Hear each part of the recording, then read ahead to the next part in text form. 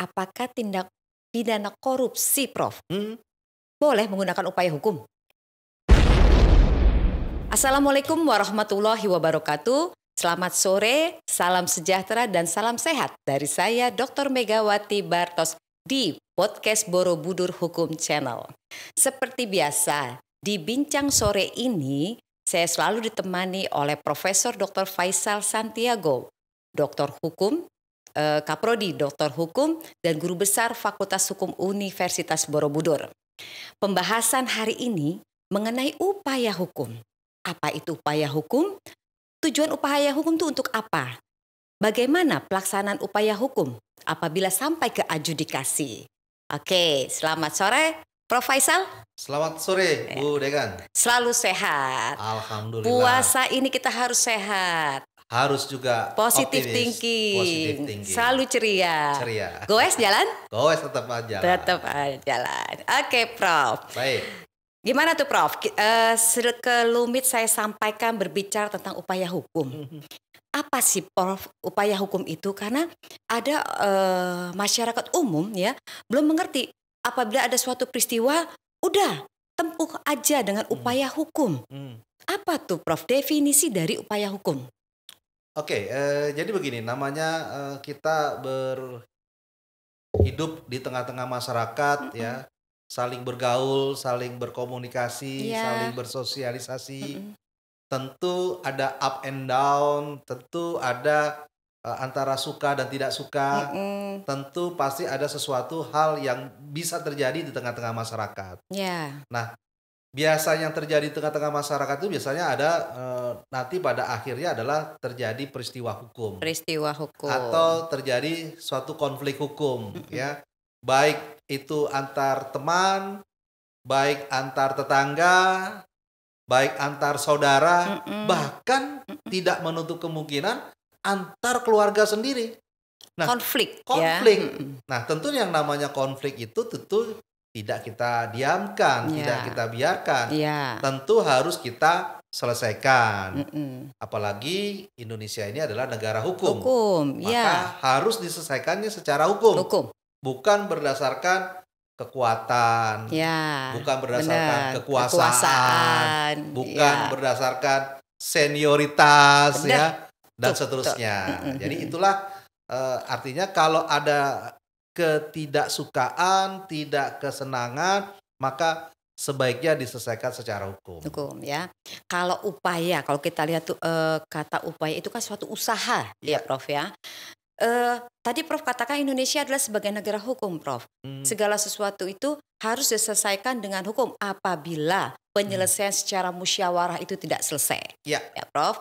Oke, kalau upaya hukum, jadi kalau udah ada kata hukumnya kan pasti orang berbicaranya, waduh, ke polisi, nanti jatuhnya ke pengadilan.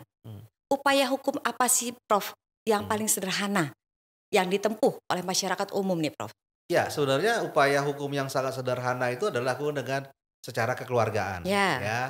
atau istilahnya adalah musyawarah, Musyawarah. ya, secara kekeluargaan, karena kita ketahui bahwa manusia di Indonesia itu juga tumbuh kan dari masyarakat adat, ya, dari masyarakat adat itu biasanya diselesaikan dengan cara kekeluargaan. Keluargaan. Nah, tentu kalau apabila dengan secara kekeluargaan itu tidak bisa menyelesaikan Selesai. masalah, Ya. maka diteruskanlah apakah melaporkan ke pihak kepolisian ataukah selalu melakukan gugatan ke pengadilan apabila itu ranahnya adalah ranah perdata. Data. Tapi kalau ranahnya pidana tentu harus laporkan ke pihak kepolisian. Nanti polisian akan melakukan penyelidikan dan penyidikan. Selanjutnya Setelah ya. itu barulah diproses secara hukum. Kalau memang itu adalah memenuhi, Ya. maka itu nanti akan diteruskan ke pengadilan. Pengadilan. Jadi sederhananya diselesaikan dulu secara kekeluargaan, baru diupaya hukum melalui proses pengadilan. Pengadilan ya. Gini, Prof. Kan kalau berbicara tentang penyelesaian secara musyawarah ya, kekeluargaan. Kan ada nih, Prof, yang namanya penyelesaian ya dengan masuknya pihak ketiga. Ada mediator. Ya, orangnya mediasi, ada arbitrasi. Ya mungkin arbitrasi ini dipakainya lebih berbicara masalah ketenaga kerjaan mungkin ya, Prof ya. Nah, ini apakah mediator dengan mengundangnya orang ketiga itu termasuk dalam bentuk upaya hukum, Prof? Iya, itu juga dengan adanya mediasi ya yang dilakukan oleh seorang mediator adalah bagian upaya untuk menyelesaikan suatu masalah. Ya, kenapa harus ada mediator? Karena ada peraturan dari Mahkamah Agung Iya. ya mengenai mediasi. Itu jelas Mahkamah Agung memperbolehkan ya bisa diselesaikan dengan cara mediasi. Ya. Bahkan nanti kalau di pengadilan hakim sebelum melanjutkan materinya Iya. itu dilakukan upaya mediasi. Mediasi terlebih dahulu ya. Iya, supaya ya sudahlah kalau masih bisa dimediasikan, buat apa kita teruskan ke dalam proses persidangan berikutnya. Nah, ini adalah kenapa Mahkamah Agung juga mensosialisasi mediasi supaya jangan semua perkara itu dilimpahkan pengadilan. Iya, betul. Ya. Karena kan basic kita sebagai negara hukum ini based on-nya adalah benar-benar bisa diselesaikan secara musyawarah dan mufakat. Di dalam UUD 45 menyantumkan tentang musyawarah mufakat. Dalam Pancasila, sila Pancasila juga menyatakan ya Prof ya, bahwa negara kita ini berasaskan Pancasila yang lebih musyawarah itu lebih diutamakan sebelum sampai adjudikasi gitu ya Prof ya. Artinya upaya hukum di sini dalam bentuk mediasi ya, dengan adanya mediator itu juga merupakan bentuk upaya hukum yang pakem gitu ya Prof ya, sebelum sampai ke adjudikasi. Oke Prof, kalau Prof nggak selesai dengan musyawarah ya Prof, katakan tadi udah tempuh aja upaya hukum. Nah, kita udah lebih spesifik lagi Prof berbicara tentang upaya hukum di pengadilan ya Prof ya. Oke, upaya hukum kalau di dalam hukum definisi itu kan adalah suatu amanat undang-undang juga kayak yang diberikan oleh seseorang atau badan hukum untuk melakukan suatu tertentu dalam hal tidak setujunya atas putusan hakim gitu ya Prof ya. Betul nggak Prof seperti itu Prof? Iya. Jadi kalau tadi secara mediasi tidak bisa diselesaikan, maka pasti melalui proses pengadilan. Ya. Dimulai dengan di peradilan umum. Peradilan umum biasanya berdasarkan bagaimana kita peradilan itu berdasarkan domisilinya atau berdasarkan locus delictinya. Di mana atau berdasarkan alamat atau berdasarkan tempat kejadian suatu perkaranya. Nah, setelah melalui proses peradilan umum di pengadilan pertama, ya disinilah proses berlangsung. Ya, proses berlangsung dan pada akhirnya hakim akan memutuskan. Nah, begitu hakim memutuskan seseorang itu bersalah atau seseorang dikatakan tidak bersalah apabila salah satu pihak, ya misalkan salah satu pihaknya merasa tidak adil nih putusannya gitu ya, atau orang saya tidak bersalah kok dituduh bersalah. Udah tahu dia mau upaya hukum, kok malah saya yang jadi salah gitu. Kan dia meminta keadilan gitu ya. Keadilan. Atau kalau dalam perkara perdatanya upaya hukumnya atau dalam hukum pidana upaya hukumnya apa? Maka pihak yang merasa tidak terpuaskan bisa mengajukan kembali kemana? Melalui yang namanya banding. Banding yang akan ditujukan ke pengadilan tinggi.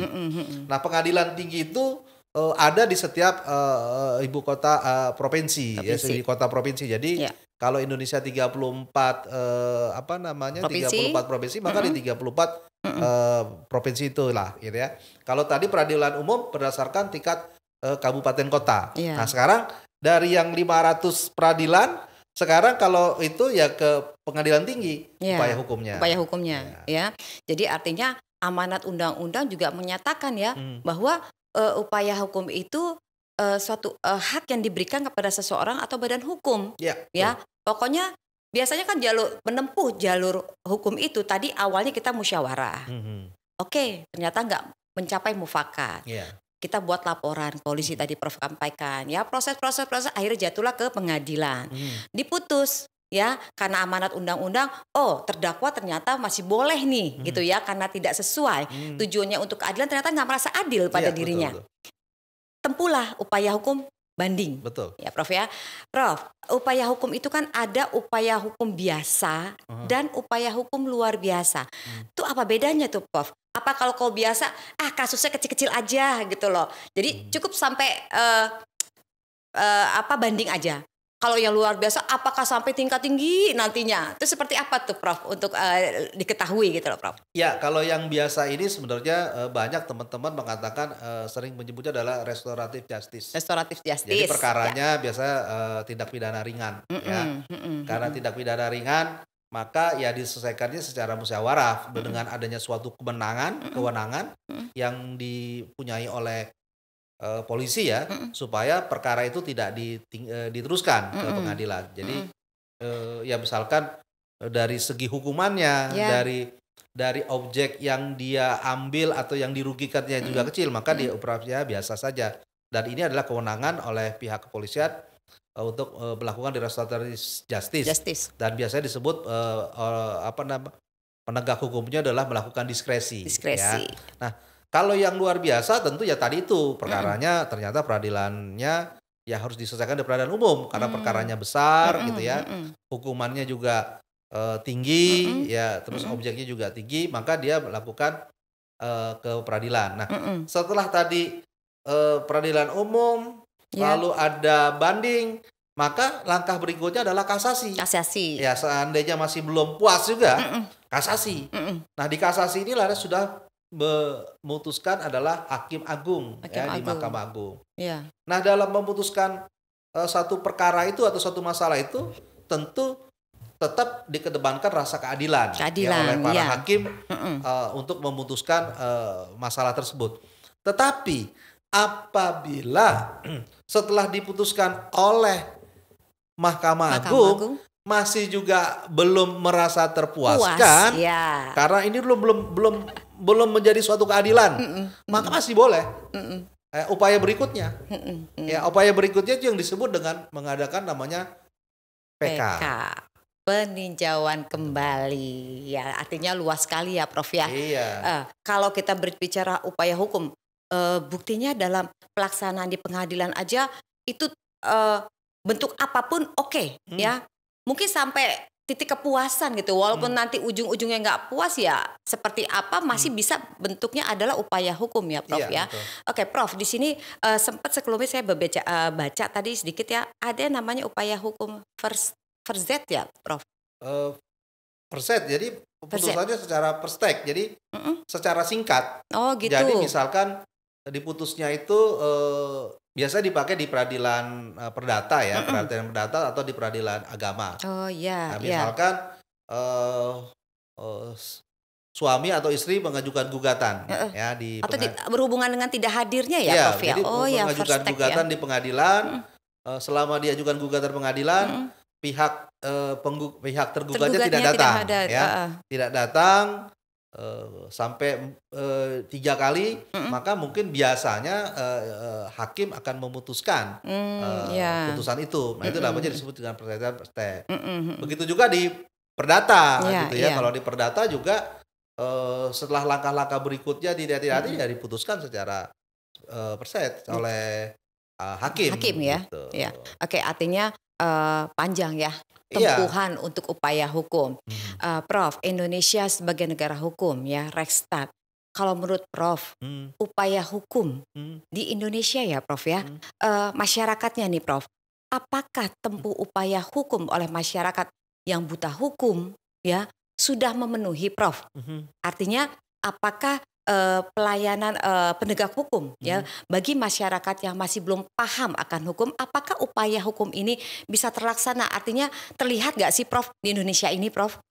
Iya, masih banyak sebenarnya sebagian masyarakat Indonesia itu tidak paham gitu ya. Kalau ada masalah itu kemana gitu ya, ya bagaimana harus menyelesaikan dan seterusnya.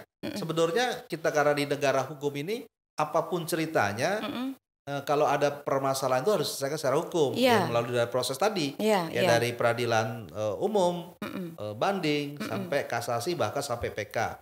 Nah, sehingga pada akhirnya putusan itu menjadi inkrah. Artinya inkrah itu kan harus dipatuhi walaupun dalam hati seseorang itu masih merasa tidak puas. Tapi itulah langkah terakhir dalam sistem peradilan di Indonesia. Kalau sudah inkrah, maka apapun ceritanya harus menjalani hukuman itu. Ya. Jadi, tetapi setelah melalui proses lah, yang tidak bisa tanpa proses seseorang itu dihukum.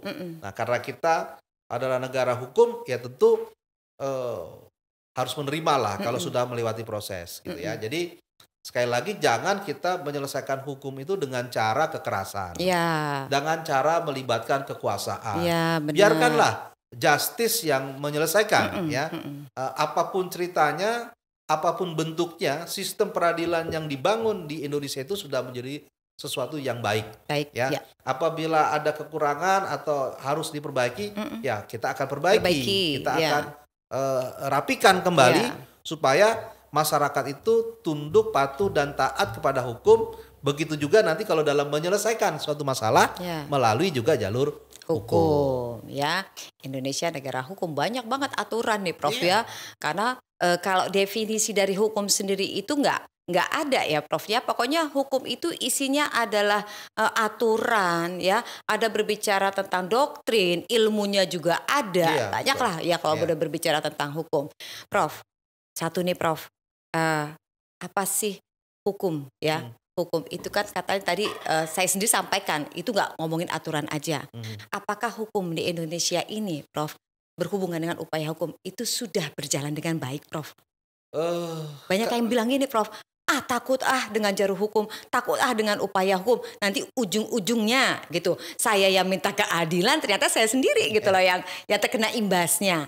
Apa Ya. nih Prof, pesan nih Prof untuk masyarakat kita nih, mungkin untuk mahasiswa ya, khususnya mahasiswa saya ini yang S1 nih, apa sih Prof ya kesimpulan dia Prof tentang upaya hukum, sementara Indonesia ini ada sebagai negara hukum, Prof?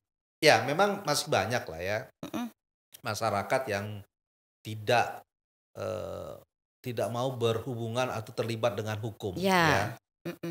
Misalkan ada copet di depan gitu Ya. ya. Dia tahu Gebukin gitu. dia tahu akan mau ngambil gitu. Iya. Dia tahu gitu. Tapi harusnya kalau kita yang melihat ada copet, harusnya tentu kita Secara lapor. moral kita sendiri Kita ya. lapor Kasih kepada pihak tahu. berwajib Iya, iya. atau kepada orang lain yang bisa menindak. Tapi karena malas berhubungan, Nah, pura-pura nanti jadi saksi nih, jadi ini. melengos dia. Iya. Udah nggak tahu lah gitu kan. Iya. Nah, itu masih banyak terjadi. Atau masih banyak jadi misalkan seseorang dipanggil menjadi saksi ya di dalam suatu persidangan Ya. karena dia tahu, melihat suatu kejadian dan lain sebagainya. Tiba-tiba nanti di pengadilan nggak datang ya. Setelah ditanya alasannya karena males lah berhubungan dengan gitu Ya. gitu ya.